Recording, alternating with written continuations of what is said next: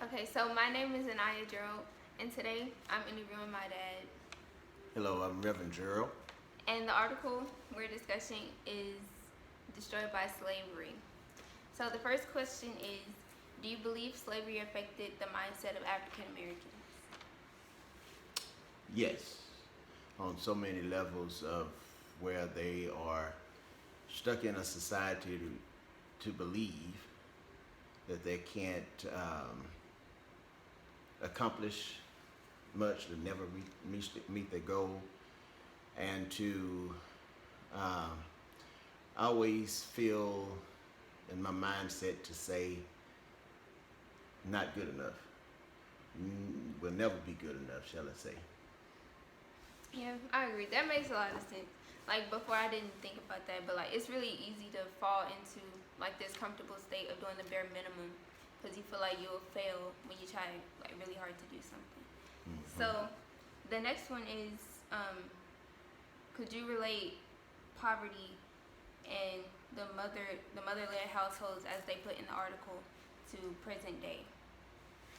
That's also a true statement because of the fact, even in the slavery day and time, the 1800s, the 1900s, and even today, that you find that the black male is either stripped from the house or taken from the house or just not in the mindset of being that man that they should be.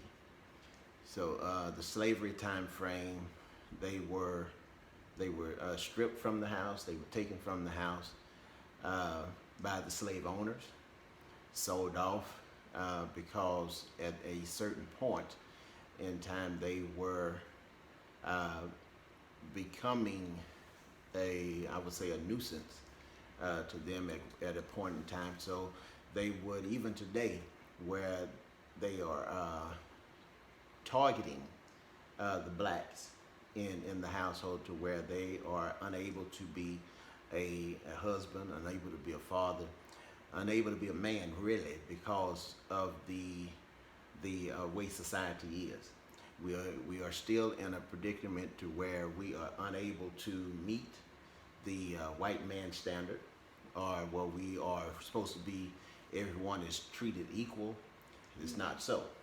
Uh, um, so you can look at how people are been taken from the home, whether it's on drugs or um, being falsely incarcerated.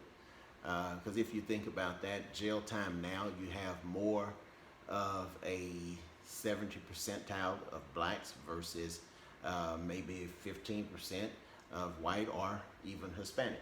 But you have the popularity or population, shall I say, of the jails are with the black men, and therefore they are unable to be in the household, which even in the slavery times they had a single parent household, and you have more of that, more so now, I believe, because of what slavery had done.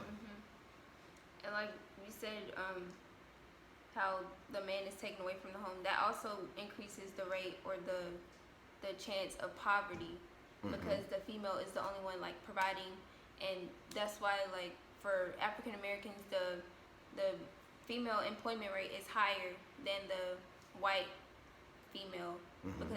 because they have to go to work earlier.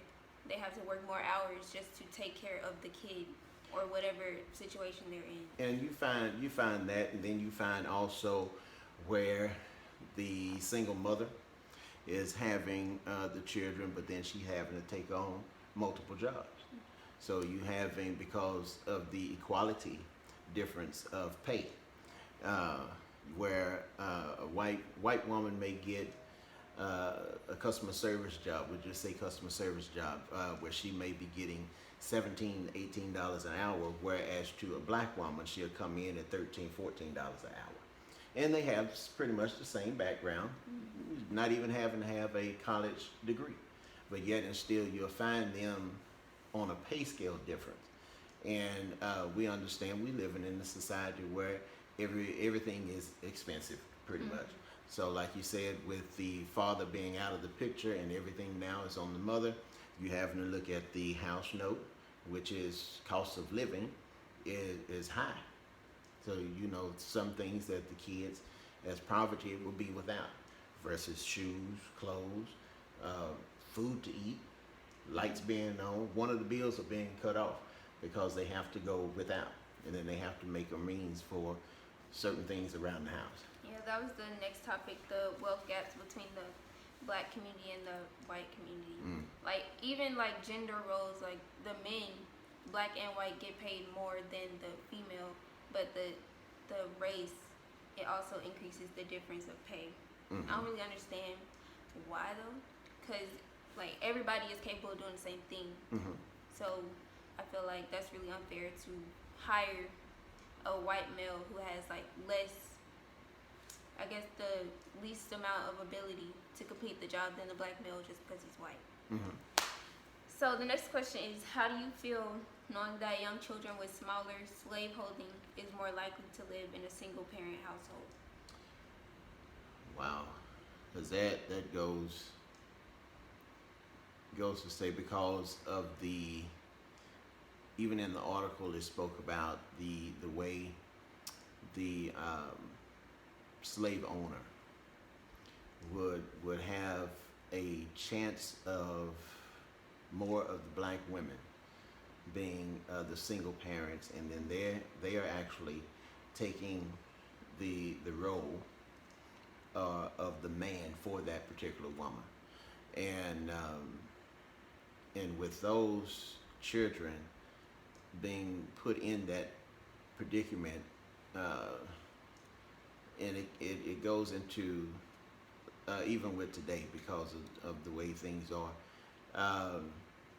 But even for them to be in that predicament and be placed in that predicament and have that high rate of chance because it's a small domain versus those that were in a large domain, you know, it's sad and it's heartening to even see. Like, it's really crazy because in the article, like it said in the 1960s, the percent of black people in a single parent household was 22, and for the white it was 7%, and in 2012 for the black it was 55%, but the white it was 21, and it's still increasing throughout many generations. Like the gap is getting larger, Yeah. and it's crazy because now the African American community, we have more opportunities to get jobs. We have more opportunities to become entrepreneurs. So it's not like you cannot provide for the child. It's like sometimes the man or whoever walks away, they feel like they're incapable of being a parent. They're not ready for it. But it's like you created this being, like you created this person. So I feel like you really should step up and take care of the kid.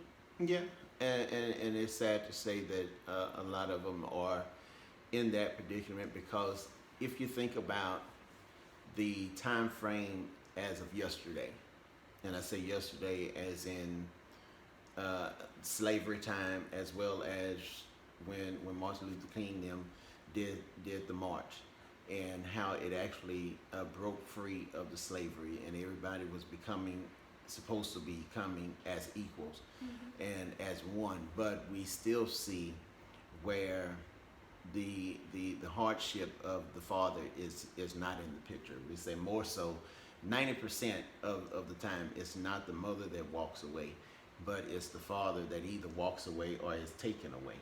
And I say taken again because of people and the society that we live in. They have changed the dynamics of the role as a family. Back in the day, like my dad and them was growing up, you had a structured family where they really spent time, put in time when it was a double head of household. They spent time trying to figure out how can we do this not as one but as together, and but not as two but as one, and seeing that how things have changed even in the music that we listen to. Today's society doesn't push the love, doesn't push the togetherness, doesn't push on the things that we have yet overcome. but yet you hear more of the sex, more of the drugs and stuff like that. So in today's society, you see more of the young people getting in relationships, having sex, and not getting married, and then you have that issue. Then you have the stupidity of some to say, well, my life is still going on. And I'm going to use an example of high schoolers that say a cheerleader and a football player, football star is going to continue and go on. But you know, that's your baby. We'll deal with that later on. Not realizing it's our baby. We both laid down and did this. So therefore, you still have that predicament of that single head of household. And then with that happening, then it's a domino effect, because now this person is gone. Now I really have to stop going to school as a young woman, have to stop going to school to focus on this child. I have to now go get a job. I have to now figure out how I'm going to maintain and do for myself, because I understand my parents are not going to be responsible for. They're going to help, but they're not going to be responsible for. And now I have to, as a young woman, grow up earlier than what I should have. And then now I done missed out on opportunities. I done missed out on living my life. I've missed out on going out and having fun, getting to know myself, because I've got this child to take care of. And that's why those numbers are yet steady growing. Yeah, and in the article they said that like women, they have a high, or African American women now, they have a higher illiteracy rate because, like you said, they have to drop out of school, and then that's why the employment rate is also up, because when they're not in school, two, they're providing for the family. And then back when you said about the music, like they really, like basically like what's been going on now about the racial injustice, people are still saying that the African American woman is the most disrespected person. And I understand that, because in the music, they are not respecting the women. They're treating them, or they're describing them as objects. So that's like not okay. Okay, so in the article, I really wanted to talk about like the different approaches of Ronald Reagan and Barack Obama in the election. So Reagan, he said that the black mothers are overusing social insurance programs, but Obama, he really put emphasis, and he really like showed how he said the black father is missing from lives and homes. And I felt like that was really important to put it on, like not just the women, because it's not really the women's fault, but like putting it on the fathers to show like you're supposed to be here for your child. You're supposed to be there for your children. Right. And I would agree with you as well with that. Simply going to Reagan's time, that's when I was actually being born. But during his time frame in his administration, and for him to have that view, or his administration to have that view on them overusing or over taking advantage of, is how I like to put it, instead of overusing, because they always think we are taking advantage. Even today's time with Trump administration, that was the first thing they stated about the stimulus package. You know, it was the same mindset. Are they overusing? They're going to weaken them from going back to work. Well, in today's society with the pandemic, jobs are being cut. You know, so it's hard to find a job. So why not help those that are in need of help?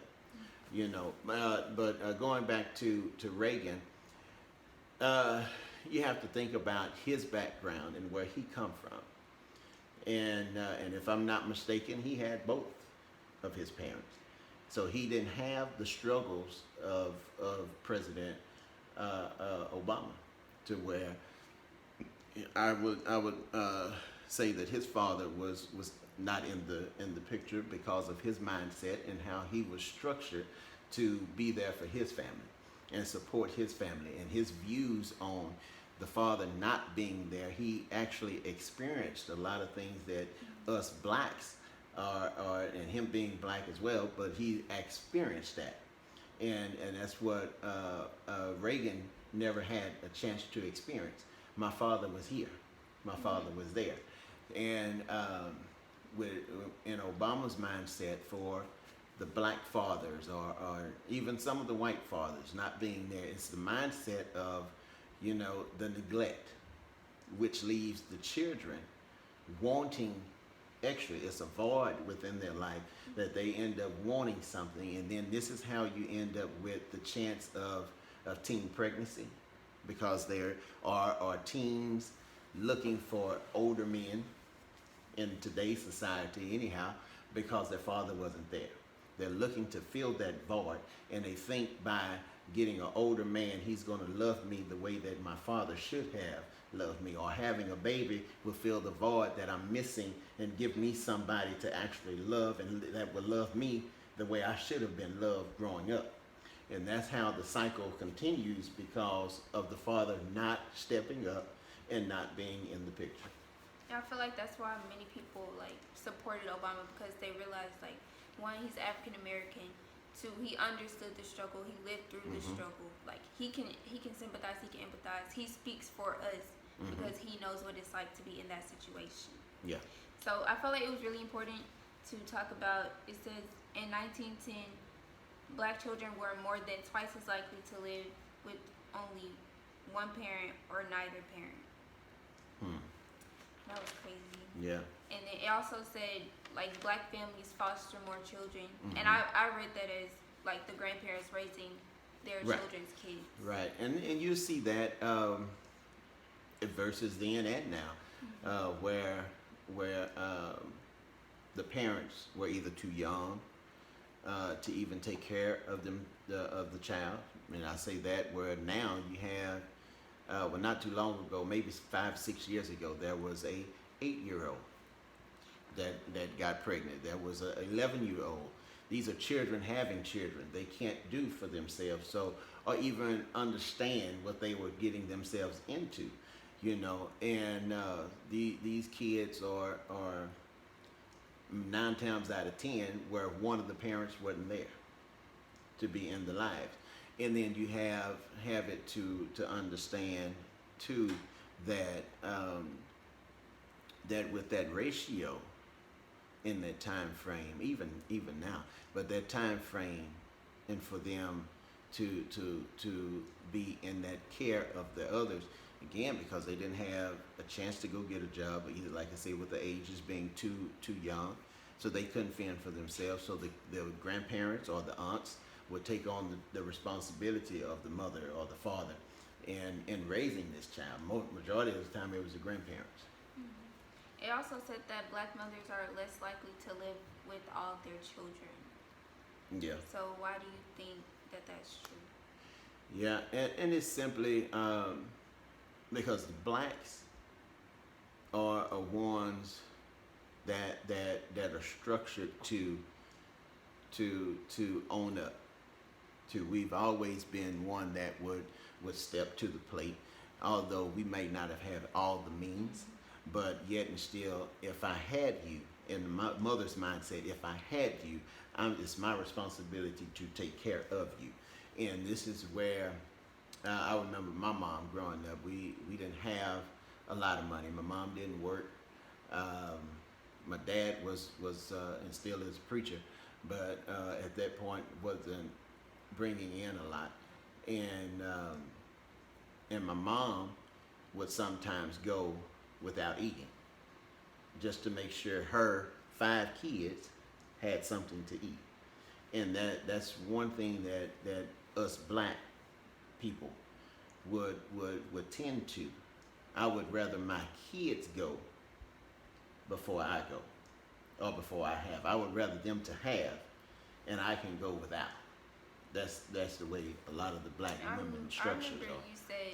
you said that you did that before, and it's crazy because I didn't even realize that you weren't eating. I didn't realize it. Oh yeah, when we were growing up, well, when y'all was growing up, yeah, me and your mom, we went through that, and that was during a time frame where she was yet working, and I was laid off, but I had started my own business at the same time during that time frame, and with my catering business taking off, then that took relief off of your mother.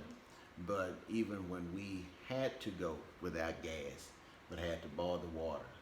You know, Oh, y'all didn't have to I- worry about the hot water because I knew by me growing up in poverty, and me not in having when I was growing up what my mom did for us, and so I brought that to you guys just so things could meet. Now I would cook all the food, but I wouldn't eat the majority of the time when we didn't have because I made sure y'all had stuff to eat. Is that why you made me eat all my food on my plates? You pretty much That was rude. because you wouldn't waste. I was full. Yeah, but you wouldn't waste, and this goes to say because there are a lot of people even now that have what you don't have what you have, you know, and I would rather you eat food versus throwing it in the trash. So yeah, You could have told me to give it to you. well I was eating at that point. Okay, so in the article, like when it's separated into the poverty section, it said I felt it was really important to just highlight the income ratio. To black to white, it was 1 in 4, Yeah, and that really ties to the employment yeah, because back then, not a lot of African Americans had the opportunity to get a job, and that's why like after, what's it called? After slavery ended, after the abolishment of slavery, that's why people were still, emancipation. yeah, that's why people were still working in the fields to at least just try to get food. Like they weren't getting money, but they still needed the basic things. Mm-hmm. So it also said that poverty contributes to single parenthood and low marriage rates. Yeah. And before I go there, but just to piggyback on the last topic about the ratio of how black men and white men could go to a job and you have 1 to 4 for every a man that goes in, whether black or white, you would have a ratio of 1 black man getting hired for every 4 white men. Now we could both have gone to school, we can both have gone and gotten the same degree and had the same level of education. But the chances are higher for a white man to get hired versus a black man to get hired. And with that ratio, it's sad to say that a lot of people, even now, will find themselves trying to get or start their own business. But even with that, you have a 1 to 4. You can still use the same ratio of how black men can go to the same bank, show their credentials, and still unable to get a loan. But you can go into the same bank with the white man, and because he's a white man, he's gonna get a loan regardless of what his credit is. And that's still sad to say as of today. It's harder for black entrepreneurs to even get the boost to start their own, you know. So, but then we was on what part was it? Where we were going to? The contributes to single parenthood and low marriage rates. Okay. Poverty. So yeah, with that, it goes again because of the stress level. And and even in the article, they did speak about how it is more likely for blacks to get a divorce because of finances. Finances is one of the highest reasons for divorce because it's always put on one or the other, versus it's the wife not working or the man having to work, or the man not working and the wife is working. One of them is going to have the struggle or the stress, shall I say, that's putting on, and with that stress, if the other that's at home is not taking care of home. See, even when I wasn't working, this is one thing when I told your mom, I may not be working outside, but I'm going to make sure that when you come home, your food is ready, You got your bath water ready. If you wanted to take your bath or go and take your shower, you wanted to just kick back and relax, you're going to kick back and relax. But the house stayed clean, y'all stayed clean, your hair was done, y'all had food to eat, breakfast, lunch, dinner. She didn't have to worry about that. We didn't have to worry about childcare, which was an extra $300-$400 for y'all. But yet and still, that took a lot of stress off of your mom. And a lot of men don't do that today because they stuck on the PS4s, PS5s now coming out. They Xboxes, they playing video games, going to kick it with the boys. And then the wife that's been working or the girlfriend that's been working comes home, the house is still messy, smells, the clothes ain't washed. Your mom didn't have to worry about that, and I thank God for that. But anyhow. Okay, so basically, like on the portion of the low marriage rates, I disagreed because, like, based on today's time and today's mindset, because many people now they don't believe in marriage. They do not want, like, especially if you have a lot of money, you don't want to. That's why Oprah and I married. Well, with Oprah worked too hard for hers. I wouldn't want to get that up anyway. But anyway, but then you have that man said Stepman, her fiance, might as well say husband. He has his own, but a lot of people, even today, as a black man, they don't want to get into a commitment or afraid of a commitment because they're not stable. They're not ready to own up. Well, we over? No. Oh. But then, so you go into the reasons why a black man doesn't, because in my mindset, if I can't take care of myself, I wouldn't want to add you to the mess that I'm in. I would rather have things together, and that's how they think today. Versus back then, they would get married and work on things as one. And that's why I believe it's still, that ratio of the low marriage rating is now based on, if I can't bring anything to the table that's going to benefit you, then I'm not going to bring that to the table. I would rather you just come spend a night and then you can still do whatever you want to do. But then a lot of that becomes, as they call now, common law marriage. Y'all still living together. I don't think that's really, like, people my age, I don't think that's how they think. Well, your age, they ain't gonna think like that. I was thinking more so in the 20s and almost 30-year-old folk when I said that. But yeah, your age, 17 years old. Commitment, they be like, I ain't got time for it. Like, I don't want to be tied to you type stuff. Like, they don't be selfless. They're just like, nah, I don't want that. Yeah. So, I don't even think we got enough time. Okay, anyway. So the next question is, it's the quote, lower levels of education are more likely to be found among single parents than married parents. Do you agree or disagree? Say that first part again. Lower levels of education is more likely to be found among single parents than married parents. I would probably say not. Simply because whether you're single, you have a greater chance of not finishing your education. But then too, on the time frame that these two have had the child, maybe both of them took on that responsibility and stayed together, and may have not finished school together, so that's the kind of toss up for me.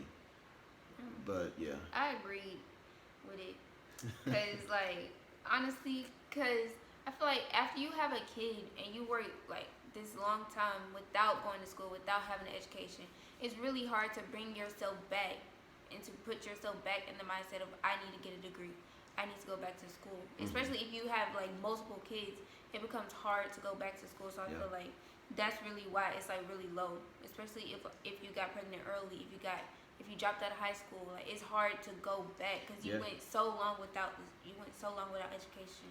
Yeah. Now and even with that, I'm gonna use me and your mom, because we got married when we was 19, and You're not gonna have time to answer this question. no, so but yeah, it's iffy. Okay, We good. that's the end of the interview.